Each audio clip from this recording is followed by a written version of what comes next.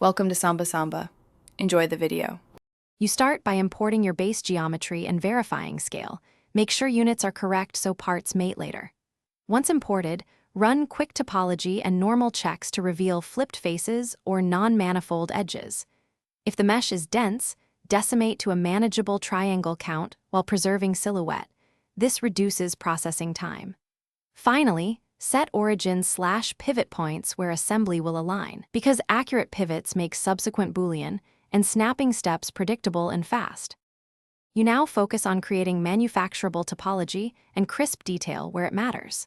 Start with topology across seams and mechanical joins to ensure edge loops support Booleans and CAD-style features. This prevents tearing during deformation.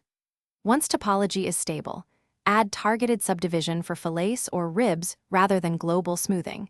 Then bake normal and ambient occlusion maps so textures and tight tolerances read correctly. Make sure edges intended for mating remain sharp by using crease. You finish by exporting the part in the format required by downstream tools and then validate it thoroughly.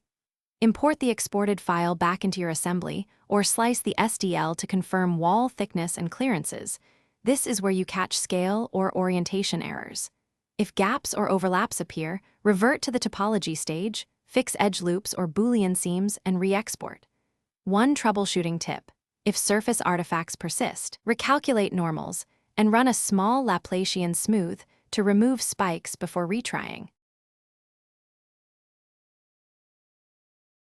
Thanks for watching. Consider subscribing if we helped you.